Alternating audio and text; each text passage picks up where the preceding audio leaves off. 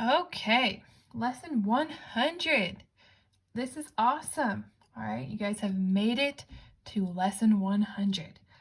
All right, so this lesson is an interesting lesson. It's over estimating square roots and irrational numbers. All right, so first we're going to estimate some square roots. All right, look at the top of page 619. It says these counting numbers are perfect squares. All right, we've got some perfect squares here. 1, 9, 16, 36. We got some perfect squares there. It says recall that the square root of a perfect square is an integer. All right, if we take the square root of 25, that's going to be 5. If we take the square root of 36, that's going to be 6. Those are integers.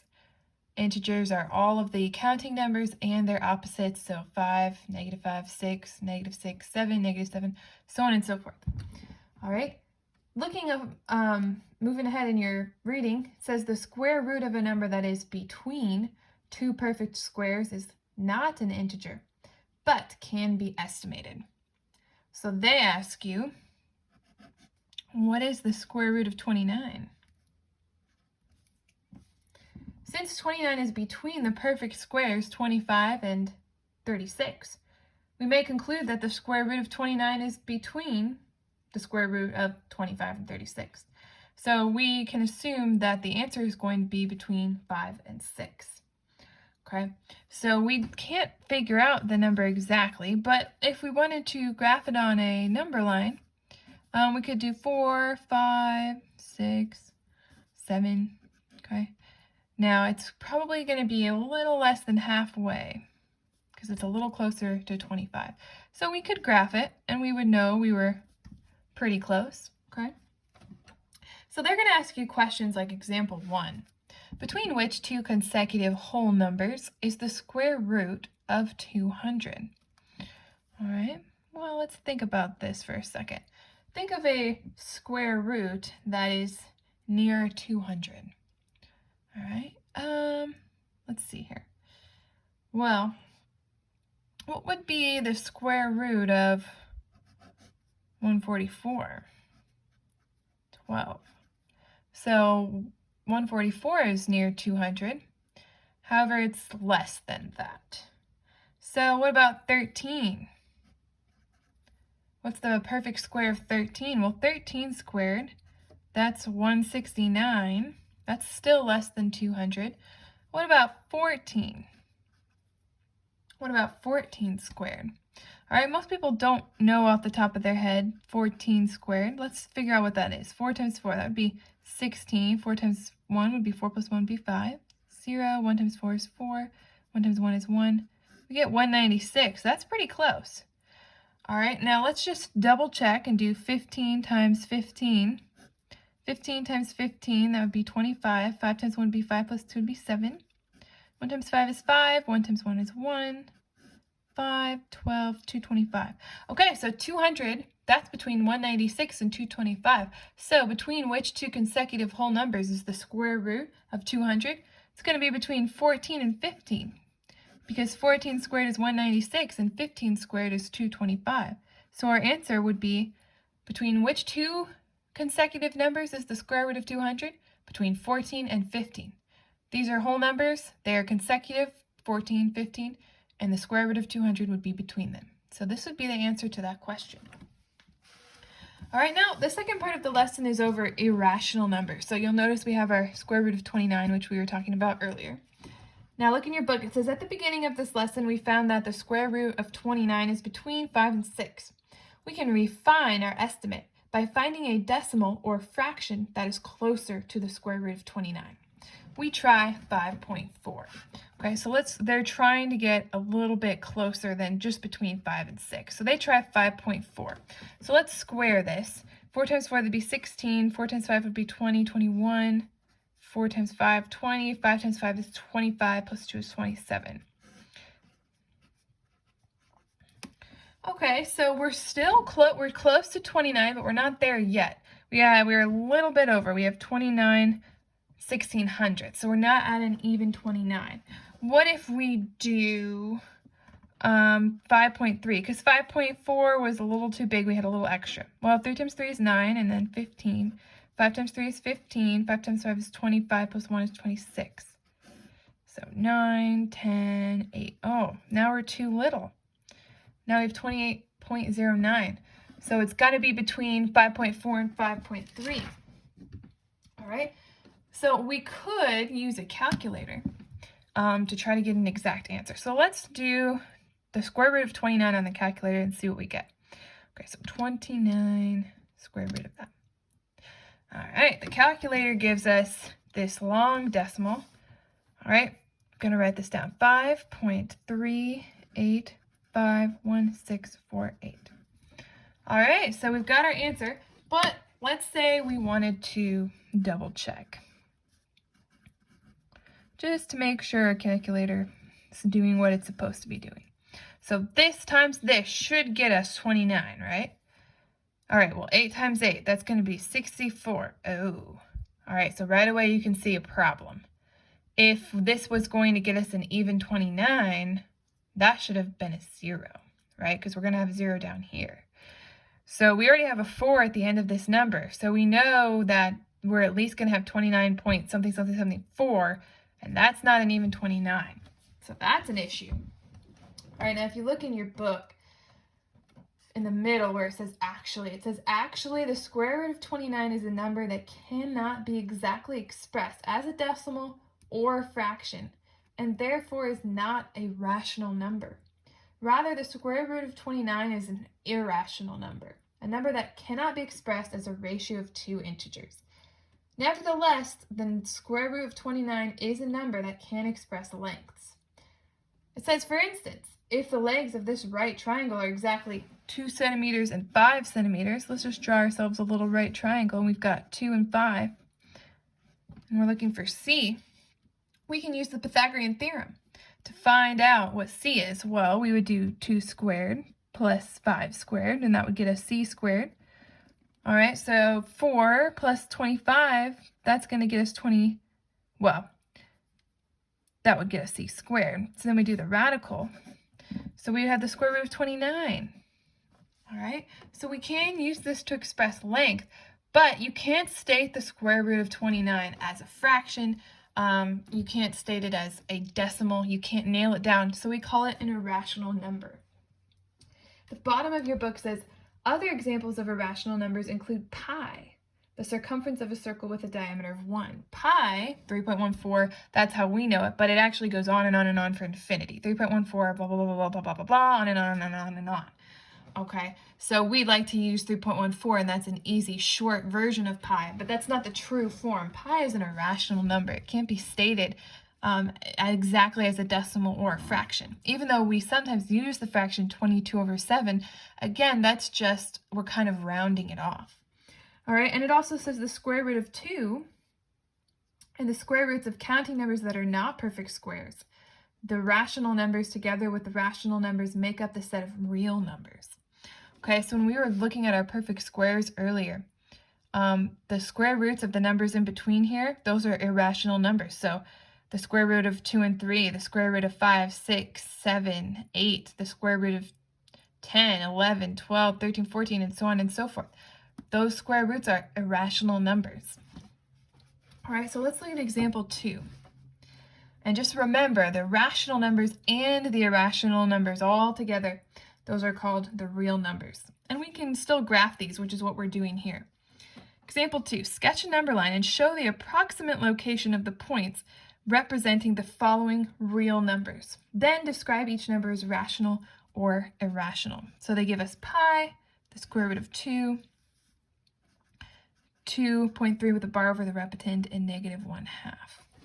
All right, so let's draw ourselves a number line, okay?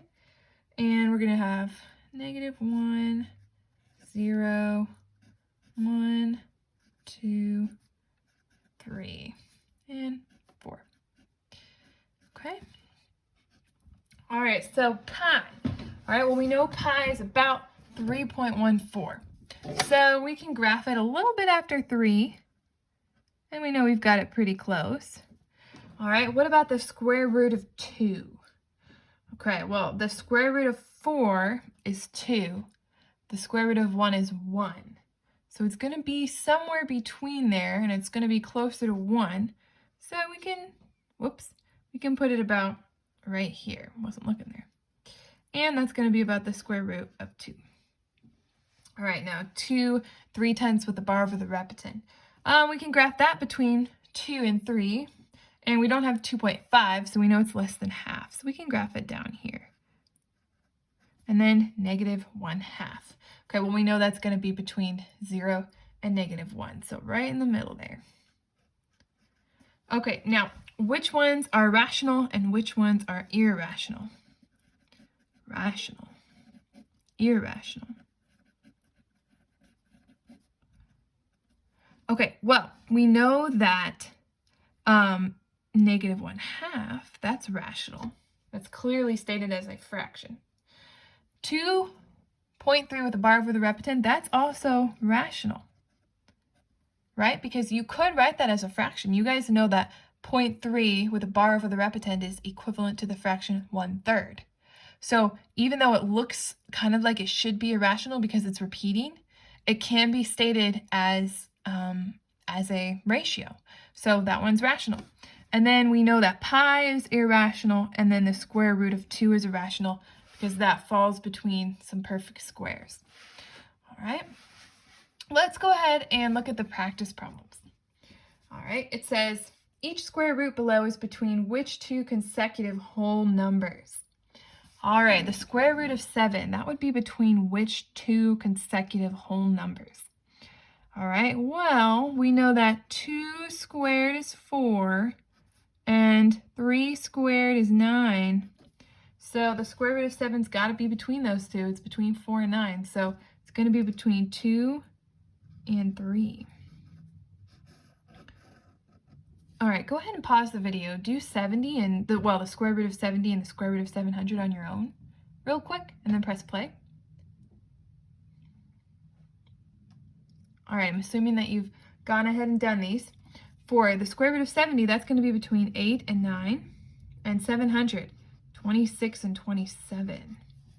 All right, for the square root of 70, you probably didn't even have to think very hard because you know 8 squared, 64, and you know 9 squared is 81, so that's pretty easy. 700 might have been a little trickier. For me, I like to think of nice multiples of 10. So for instance, 10 times 10, that's 100. 20 times 20, that's going to be 400. And 30 times 30, that's 900. So right there, you've at least got it down between 20 and 30. Okay, so it's going to be a little closer to 30 because it's going to be closer to 900 than 400. So you can already try, maybe more than 25. So you can try 26. So 26 times 26, 6 times 6, 36. 6 times 2 is 12 plus 3 is 15, 0. 2 times 6 is 12. 2 times 2 is 4 plus 1 is 5. So you get 676. That's pretty close to 700. So then you can try 27 times 27. You can see if you're right. 2 times 7, that's 14, plus 4 is 8.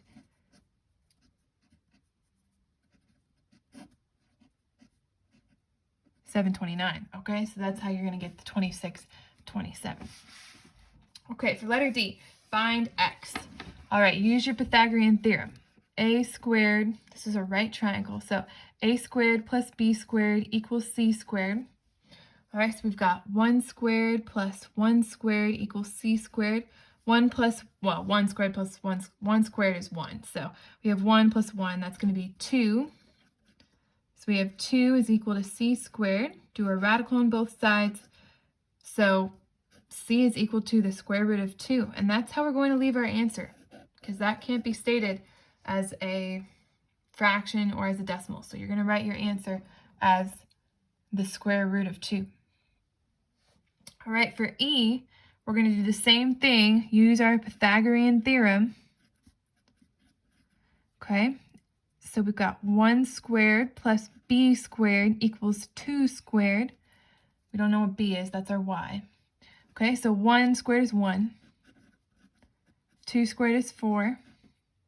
So we need to take away 1 on both sides. we're just left with b squared because nothing's being added to it now because that got rid of our 1. So we have 4 minus 1, which is 3. Do our radical. That's going to give us just b, and b is equal to the square root of 3, which again must be stated that way. Can't state it as a fraction or a decimal. All right, the last one is F. It says sketch a number line and show the approximate location of the points representing these real numbers. Which of them are irrational? All right, so go ahead and draw yourself a number line. Okay, we've got, let's see, -1, 0, 1, 2, 3. Let's go to 4.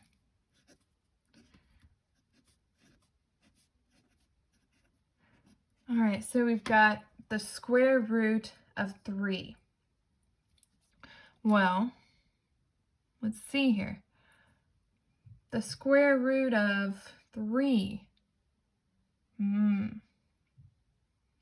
Well, we know that 2 times 2 is 4. Okay, so the square root of 4 is going to be 2. So it's got to be less than 2. The square root of 1 is 1, so it's got to be more than that. So it's probably going to be a little bit closer to the 2. So we're going to estimate it to be about right there. All right, now 3 with a bar over the repetend. Well, 0.3. You know that that's equal to the fraction 1/3. So that's going to be less than 1 and less than half. So we can put that right here. Okay, pi, 3.14. Okay, that one's easy. And then -1/3. Okay, so -1/3, it's going to be closer to 0 than it is -1. Okay, so which ones are rational and which ones, or it actually just asks which are irrational. All right, well, we know pi is, and then we know the square root of 3 is. So these can be stated as, decimals. So those ones are rational. So our answer would be the square root of 3 and pi. All right, go ahead and start your lesson.